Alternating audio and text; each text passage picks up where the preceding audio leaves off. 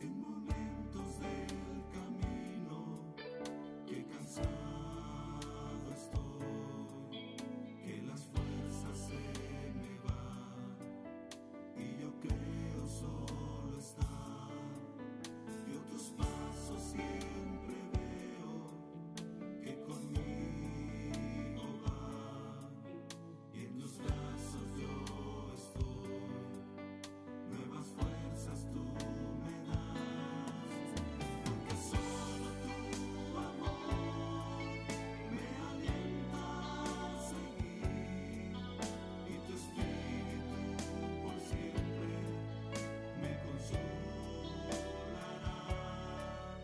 porque solo tu amor me alienta a seguir. Les bendiga, hermanos. Es un privilegio poder estar juntos y poder cantarle al Señor, poder estar en adoración. Y en esta hora vamos a orar, hermanos. Vamos a poner este tiempo en las manos del Señor, que sea Él el que esté hablando a nuestras vidas por medio de su Espíritu Santo. Amén. Inclinamos nuestro rostro, hermanos. Señor, en esta tarde le damos gracias. Gracias por su presencia en nuestras vidas. Gracias, Señor, porque nos permites reunirnos una vez más. Solamente a través de Jesucristo es que esto es posible. Que podamos, Señor, vernos como una familia, los que estamos aquí como los que están, Señor, en la transmisión. Gracias por cada uno, Señor, de mis hermanos, que dispone ese tiempo, Señor, para poder escuchar tu palabra. En esta hora, Señor, queremos que tu Espíritu Santo sea el quien esté obrando en la vida de cada uno, Señor.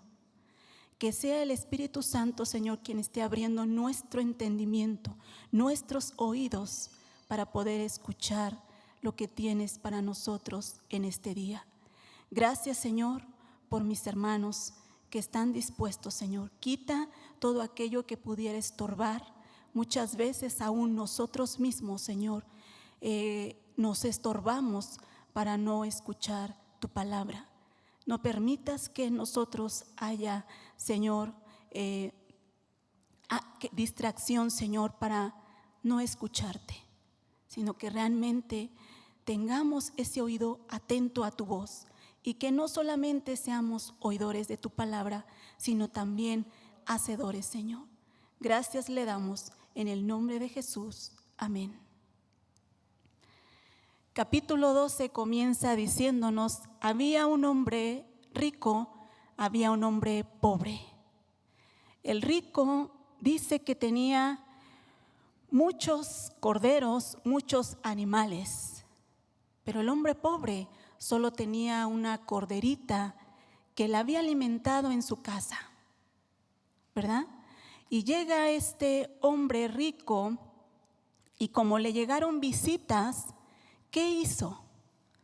Tomó la corderita, la única corderita de aquel hombre pobre, y dice que la preparó para darle de comer a esta persona que le llegó de visita. Recordamos esto, ¿verdad? Fue lo que meditamos el día de hoy.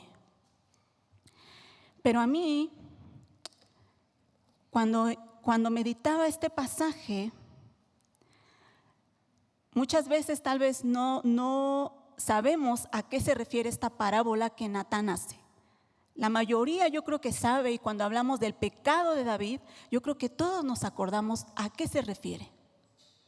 Pero puede ser que hay alguien que no, ¿verdad? Que no sabe a qué estamos hablando el capítulo 12. Entonces voy a hacer un resumen muy breve del capítulo 11. Nos habla acerca de que David está paseando por la azotea, ¿verdad? Y entonces ve desde la azotea a una mujer que se está bañando. Entonces manda averiguar quién es esta mujer. Y enseguida la trae a su casa, se acuesta con ella y regresa a su casa. Después de un tiempo, esta mujer le avisa que está embarazada. Entonces David, para cubrir su pecado, ¿qué hace? Hace un plan y trae al esposo de esta mujer. ¿Para qué? Para que se acueste con su esposa y tapar el pecado. Pero este hombre no quiso. Se quedó afuera o con los criados afuera realmente del castillo del rey. Y entonces David planea matar al esposo de esta mujer. Entonces esta parábola que inicia el capítulo 12 se refiere a David. David es este hombre rico que, teniendo muchas mujeres, fue y le quitó a Urías la única esposa, su única mujer, ¿verdad? Pero me llama la atención cómo inicia el capítulo 12. El primer renglón dice: Jehová envió a Natán a David. Se dice que del capítulo 11 al capítulo 12 pasaron 2 años. ¿Sí? Pasaron 2 años. Entonces, la Biblia no nos menciona que David haya buscado a Dios, sino que es Dios el que interviene en la vida de David para que David sepa su pecado. ¿Cómo es Dios? Es el Dios que está interviniendo en la vida de David. Y si nosotros esto lo vemos desde el capítulo 5, nosotros vemos cómo David, cuando va a pelear con los filisteos, consulta a Dios. Y Dios le responde. Vemos una imagen perfecta de una comunión con Dios. Pero en el capítulo 6, cuando va a traer el arca, ¿cómo Dios intervino? Para que se dieran cuenta que estaban mal. ¿Cómo Dios hizo? Mató a Usa. ¿Verdad? ¿Por qué? Porque el corazón de David se estaba desviando de la voluntad de Dios. ¿Qué hace Dios? Tiene que hablar con hechos. ¿Para qué? Para que el corazón de David se alinee nuevamente a la voluntad de Dios. ¿Y cómo habló Dios en el capítulo 7? A través de un profeta. Le hace saber que nuevamente su pensamiento está fuera de la voluntad de Dios. Entonces pensemos, hermanos, Dios habla a través de su palabra. David fue a consultar a Dios, a los filisteos, ¿y qué hizo Dios? Dios le contesta. Dios habla a través de su palabra, pero también Dios habla a través de hechos. A veces pasamos circunstancias difíciles, pero ¿para qué? Para que nos demos cuenta que nos estamos saliendo de la voluntad de Dios. Pero también Dios habla a través de hombres. Puede ser del pastor, puede ser de una predicación, puede ser a través de un hermano. ¿Sí? Vemos el cuidado de Dios interviniendo en la vida del hombre. ¿Con qué propósito? Para que el hombre se vuelva a Dios. Alinee realmente ese pensamiento a la voluntad de Él. Es Dios el que va formando en el hombre ese corazón de acuerdo como es el corazón de Dios. Y ahora vemos aquí que es Dios nuevamente el que le habla al hombre, a este hombre pecador, para que se dé cuenta de su error.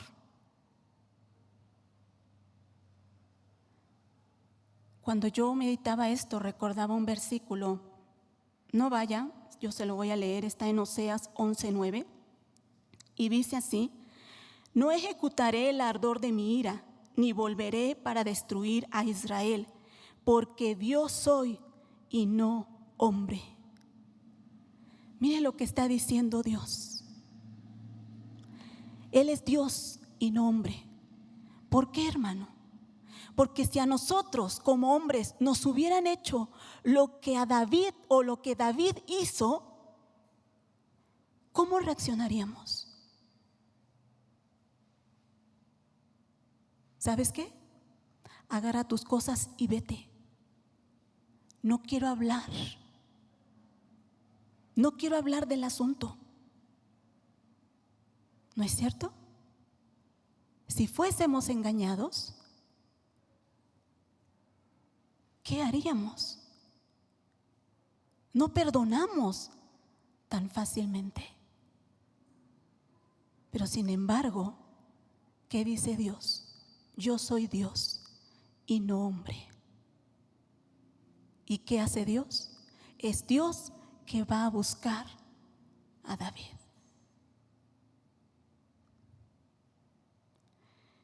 Entonces, Natán, un hombre tan sabio, comienza con esta parábola. ¿Para qué? Para que David se dé cuenta qué tan grave es su pecado. ¿Por qué? Porque él mismo dio su sentencia.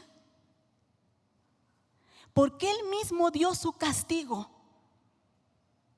Si Natán hubiera comenzado diciéndole, tú eres ese hombre o tú hiciste esto, yo creo que David se hubiera justificado.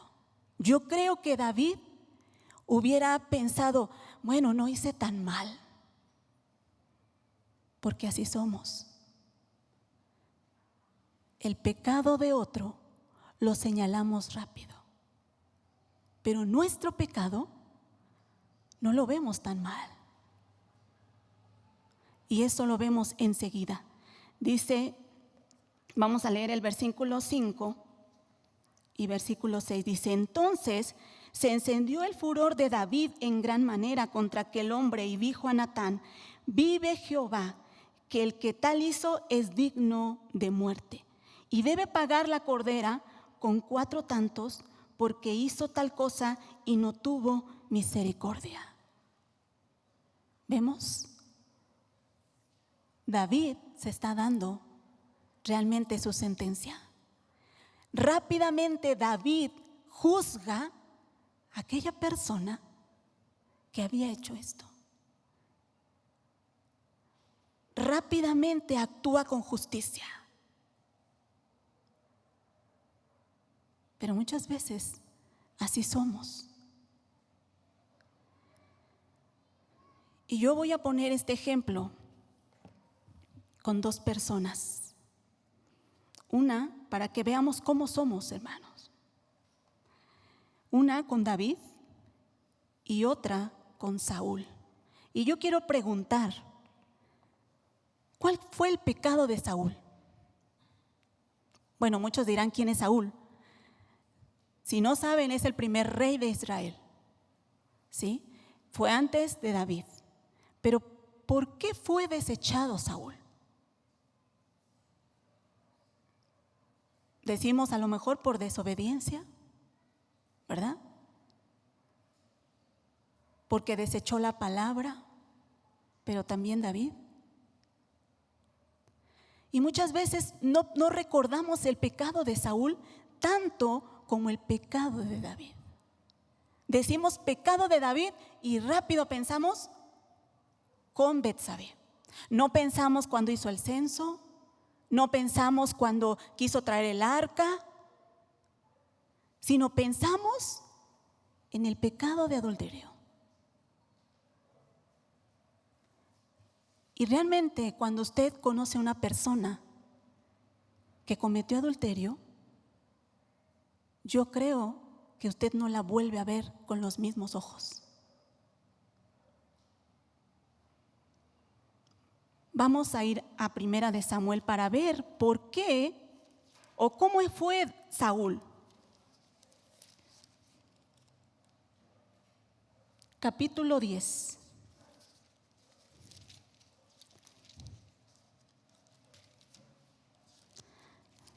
Primera de Samuel, capítulo 10. Después de que él fue ungido y que Samuel le dio varias señales que iban a suceder, él le da un mandato. Mire lo que dice el versículo 7 y 8. Y cuando te haya sucedido estas señales, haz lo que viniere a la mano, porque Dios está contigo. Y luego bajarás delante de mí a Gilgal. Entonces descenderé yo a ti, dice así, para ofrecer holocausto y sacrificar ofrenda de paz. Espera 7 días hasta que yo venga a ti, dice, y te enseñe lo que has de hacer. Entonces, Saúl, estando ya en ese lugar, ahí en Gilgal, nos va a decir en el capítulo 13, tiene guerra contra los filisteos en ese lugar. Mire, capítulo 13, versículo 4. Y todo Israel oyó que se decía: Saúl ha atacado a la guarnición de los filisteos, y también que Israel se había hecho abominable a los filisteos, y se juntó el pueblo en pos de Saúl. ¿En dónde? En Gilgal. ¿Sí? En ese lugar. Pero entonces, ¿qué hace Saúl al ver?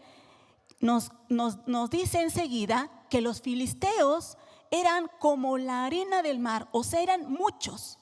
Entonces dice que el pueblo de Israel tuvo miedo y se empezó a meter en cuevas. Entonces, ¿qué hace Saúl?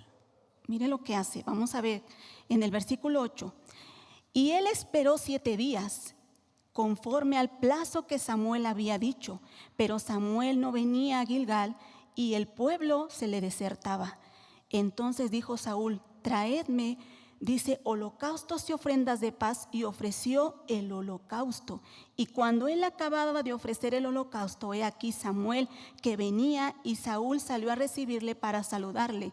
Entonces Samuel dijo: ¿qué has hecho? Y Saúl respondió: porque vi que el pueblo se me desertaba y que tú no venías dentro del plazo señalado, y que los filisteos estaban reunidos en Micmas. Me dije: ahora descenderán los filisteos contra mí en Gilgal, y yo no he implorado el favor de Jehová. Dice: me esforcé pues y ofrecí el holocausto. Dice el 13: entonces Samuel dijo a Saúl: locamente has hecho.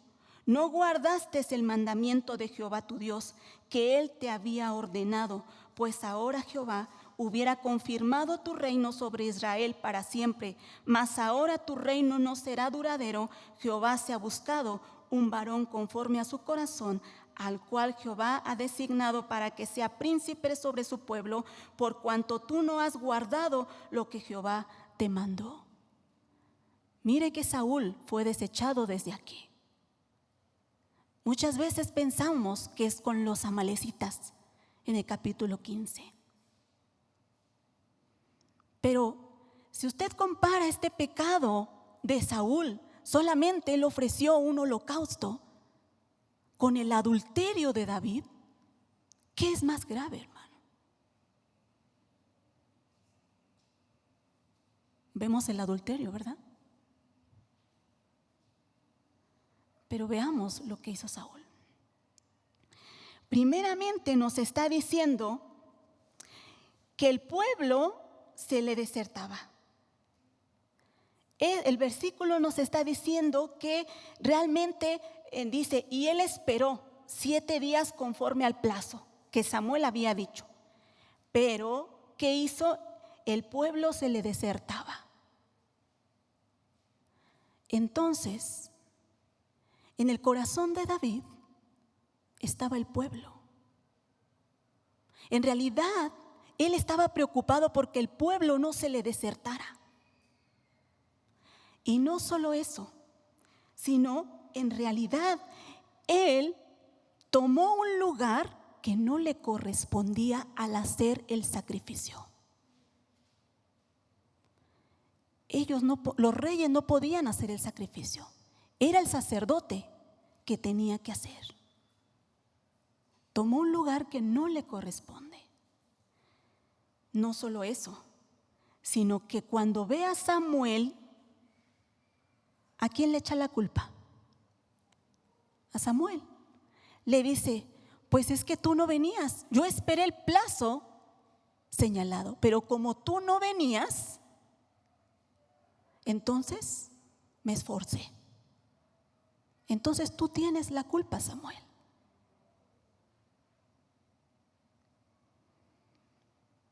Pero hay algo peor aquí. Nos dice que no había implorado el favor de Dios y quiso ofrecer el holocausto. Lo que Saúl está haciendo es que está tomando a Dios como un ídolo. En realidad está manipulando a Dios. Esto se ve también en 1 Samuel capítulo 4 cuando traen el arca. Saúl, pensando que por ofrecer un sacrificio iban a tener victoria, está manipulando a Dios. En realidad, Saúl pensaba que con sus propias fuerzas iba a detener al pueblo, iba a tener victoria. Pero muchas veces nosotros actuamos de la misma manera. Queremos manipular a Dios. Tenemos a Dios como ídolo. Vienen situaciones difíciles a nuestra vida y ¿qué decimos? Voy a buscar un salmo que me ayude para tener victoria, para que yo me sienta bien. ¿Cuál pasaje me ayuda en este momento que estoy pasando? Y entonces yo utilizo la Biblia y la palabra de Dios para mí, para satisfacerme a mí, sin tener nada que ver con Dios. No quiero tener nada que ver con el autor, solamente me interesa su palabra, que me haga sentir bien cuando estoy en los momentos difíciles. Debemos tener mucho cuidado, hermanos, porque eso es una meditación del mundo. El mundo busca sentir paz. Cuando entra en una meditación secular, sentir paz para poder perdonar al otro. Pero tengamos cuidado, porque eso no es meditación bíblica. Eso es para sentirme bien yo.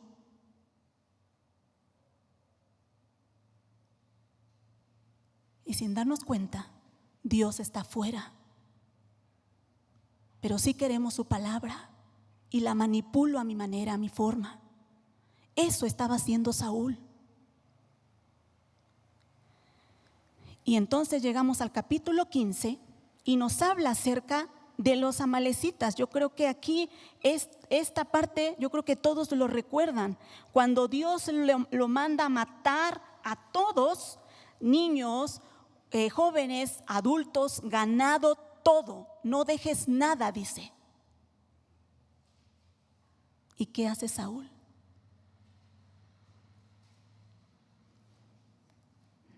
Vamos a leer capítulo 15, versículo 19 y 20. Dice así: ¿Por qué pues no has oído la voz de Jehová, sino que vuelto el botín, has hecho lo malo ante los ojos de Jehová? Le está diciendo Samuel.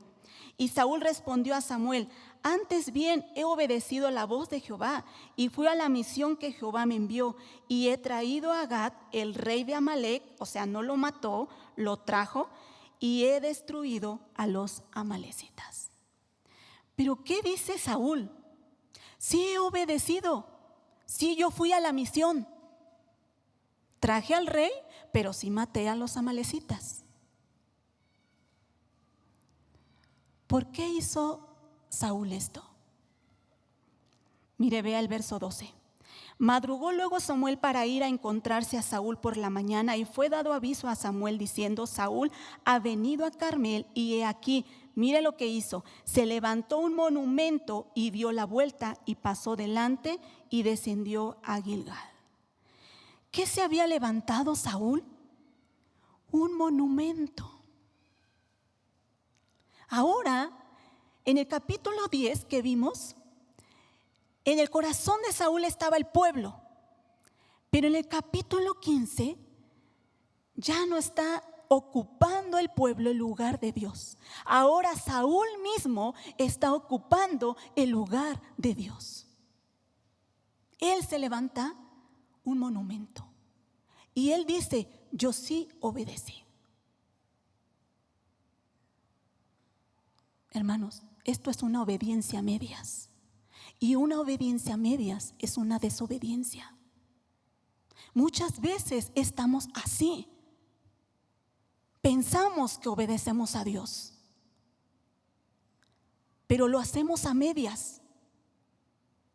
Eso es desobediencia. ¿Sabe por qué no se ve este pecado tan fácilmente? Porque este pecado de Saúl está relacionado con lo religioso. Podemos estar aquí dentro de la iglesia, pero en nuestra vida, en nuestro corazón, puede estarlo ocupando algo más, no Dios. Podemos estar manipulando a Dios. Puedo estar haciendo mi propia voluntad. Puedo cumplir la palabra a medias.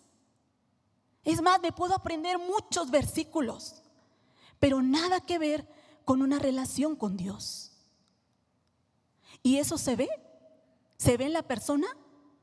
No, hermanos, no se ve. Es un pecado que no se ve. Pero ¿qué del pecado de David? Es un pecado que vemos, que se ve claramente y que el hombre juzga conforme a lo que ve. Yo no estoy diciendo que el pecado de David sea menor. El pecado de Saúl y el pecado de David es igual. Los dos merecen ser juzgados por Dios. Pero muchas veces nos dejamos llevar por lo que vemos y condenamos. Y ya no volvemos a ver a la persona que ha cometido adulterio de la misma manera.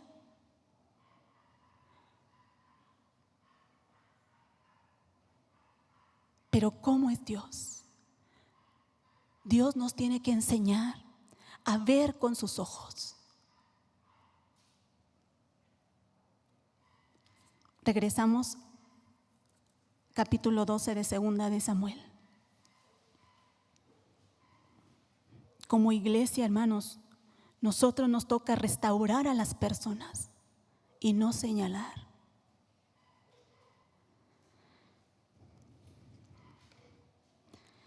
Enseguida de que le dijo Natán a David: eres tú, Natán le va a decir o va a recordar todo lo que Dios ha hecho en la vida de David. Mire lo que dice: entonces dijo Natán a David: tú eres aquel hombre, así ha dicho Jehová Dios de Israel, yo te ungí por rey sobre Israel, te libré de la mano de Saúl, te di la casa de tu señor y las mujeres de tu señor en tu seno, además te di la casa de Israel y de Judá, y si esto fuera poco, te habría añadido mucho más. Mira lo que está diciendo. Le está diciendo Dios todo lo que Él le ha dado. Pero para David todo lo que Dios le había dado le pareció poco. Le está diciendo: Dios, ¿te pareció poco? Pues yo te hubiera añadido más. Pero sin embargo, Tuviste en poco todo lo que yo te había dado. ¿Por qué? Por tu deleite carnal, por tu placer carnal. Tuviste por mayor ese deseo carnal que todo lo que yo te había dado.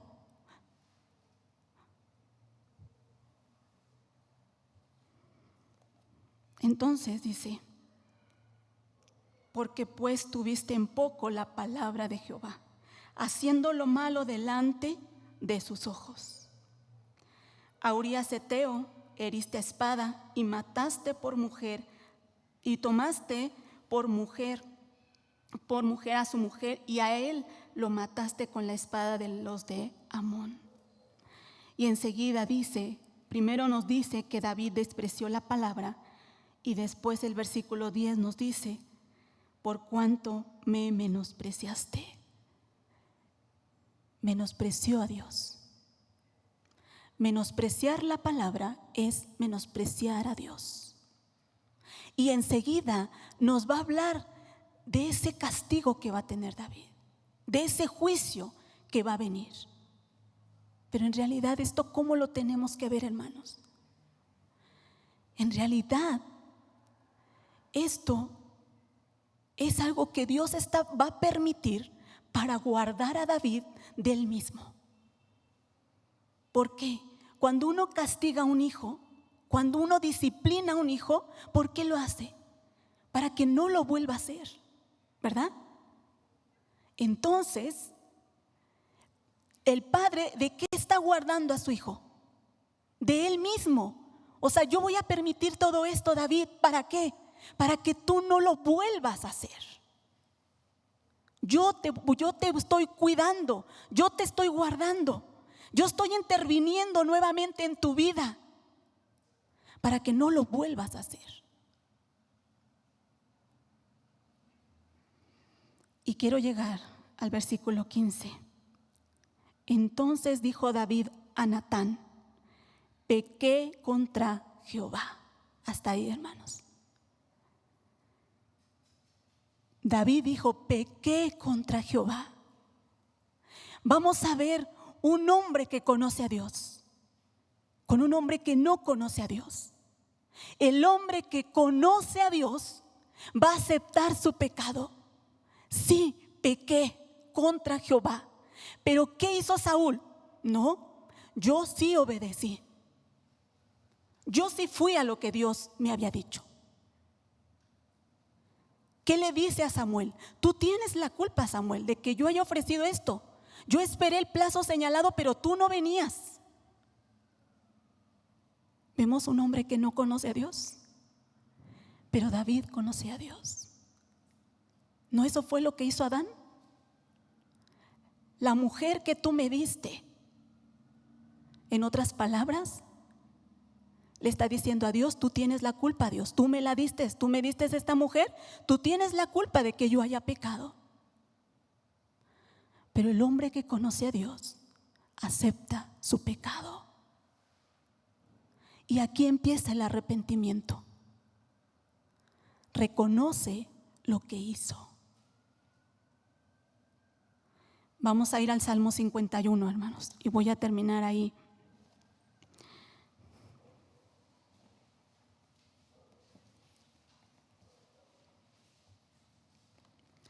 Si nosotros vemos lo que dice arriba después del título, dice al músico principal, Salmo de David, cuando después se llegó a Betsabé, vino a él Natán, el profeta. ¿Sí? Vamos a ver realmente un arrepentimiento verdadero, hermanos. ¿Por qué digo esto? Porque una persona se puede arrepentir, pero ¿sabe qué? No volverse a Dios. El arrepentimiento que tuvo David, o el arrepentimiento verdadero, es el arrepentimiento que se vuelve a Dios, que el hombre vuelve a Dios. Porque hay gente que se puede arrepentir de un pecado, ¿sí? Pero ya no se vuelve a Dios. Entonces David en realidad lo que hace es un verdadero arrepentimiento. Empieza diciendo: ten piedad de mí, oh Dios, conforme a tu misericordia. Mire cómo empieza David diciéndole: ten piedad de mí, conforme a tu misericordia. Hermano, ¿qué es la misericordia de Dios? Tal vez de una manera sencilla, yo se lo puedo explicar así, comparándolo con la gracia. La gracia, hermanos, es algo que no merecemos. Sin embargo, por gracia se nos ha dado, ¿verdad? Pero la misericordia es algo que nosotros merecemos. Cometemos un pecado y merecemos algo, merecemos un castigo. Pero ¿qué hace Dios? No nos paga conforme a ese castigo. Eso es la misericordia de Dios, hermano. Algo que merecemos, Dios muestra su misericordia. Y enseguida dice, va a pedir 3 cosas David: conforme a la multitud de tus piedades, borra mis rebeliones, lávame más y más de mi maldad y límpiame de mi pecado. Mire lo que está empezando a decir David: límpiame. Esta palabra lávame es una palabra como lavar la ropa, ¿sí? Viene de eso, lavar la ropa. ¿Pero qué es esto? Cuando usted lava un vidrio, ¿sí? Lo lava por un lado, pero por el otro lado también puede estar sucio, ¿verdad? Solo lo limpia por una parte. David está diciendo: lávame. Cuando una mancha se penetra en la ropa, se pasa del otro lado, ¿cierto? Sí. Entonces lo que está diciendo David es: ese pecado ha penetrado. O sea, no es solamente que se vio, que está por fuera, que todo mundo lo puede ver, sino que me ha penetrado, Señor. Por eso necesito ser limpiado, ser lavado, porque ha penetrado. Y estos versos 3 y 4 es algo de una persona que se ha arrepentido verdaderamente. Mire lo que dice: porque yo reconozco mis rebeliones y mi pecado está siempre delante de mí. Contra ti solo he pecado y he hecho lo malo delante de tus ojos, para que seas reconocido justo en tu palabra y tenido por puro en tu juicio. Esto es de una persona arrepentida. ¿Sabe lo que está diciendo David aquí? Está reconociendo su pecado y está diciendo: yo contra ti solo he pecado. Ese pecado yo lo voy a dejar escrito aquí en un salmo, que yo contra ti pequé. ¿Para qué? Porque yo sé que ese pecado va a traer consecuencias a mi vida. Yo lo sé. Hermanos, y si vemos todo lo que viene después, pero David está diciendo: yo sé que van a venir consecuencias. Por eso yo dejo escrito que yo, Señor, contra ti he pecado. ¿Para qué? Para que el que lea esto vea que tus juicios son justos, que tú no eres el malo. Yo fui quien pequé contra ti. Tus juicios son justos, Señor. Eso es lo que David está diciendo aquí. Esto es de una persona que realmente se ha arrepentido. Y algo que a David pide es, versículo 10: crea en mí, oh Dios, un corazón limpio y renueva un espíritu recto dentro de mí. Dice: no me eches de delante de ti y no quites de mí tu Santo Espíritu. 2 cosas aquí quiero mencionar, hermano. Dice: crea en mí un corazón nuevo. esa palabra crea es la misma palabra cuando dice Dios creó los cielos y la tierra. ¿De dónde creó Dios los cielos y la tierra? De la nada, hermanos, de la nada. Dios creó. Entonces lo que está diciendo David es: créame nuevamente. Olvida lo pasado, vuelve a empezar de nuevo, Señor. Créame como un nuevo hombre. Y por eso le está diciendo: no apartes tu Espíritu Santo de mí, porque es el Espíritu Santo es el único que puede hacer que David sea una persona nueva. Y es el único, el Espíritu Santo es el único que nos puede hacer ver nuestro pecado, hermanos. Y voy a terminar con el versículo 7. Dice: purifícame con hisopo y seré limpio. Lávame y seré más blanco que la nieve. El hisopo, hermanos, es como una planta que se usaba para mojar en sangre y rociar, en este caso, en Éxodo capítulo 2 en la Pascua, cuando ellos mancharon sus paredes para que la muerte no pasara. Ese hisopo se usó para eso. Se usó también para los que estaban de lepra. Pero yo me quiero quedar con Éxodo. Hermanos, Dios intervino en nuestra vida cuando estábamos en el mundo, porque nosotros no teníamos ningún interés de conocer a Dios. Él intervino. Él nos purificó con hisopo. Él tomó la sangre de su propio Hijo y nos lavó, hermanos. Nos lavó, nos limpió de nuestros pecados. Pero no solo eso, nos hizo sus hijos, nos hizo reyes y sacerdotes, nos dio herencia, su reino, nos hizo partícipes de su naturaleza divina. Entonces, hermanos, cuando nosotros pecamos, estamos diciendo: Señor, todo eso que tú me has dado es menor que mi deseo.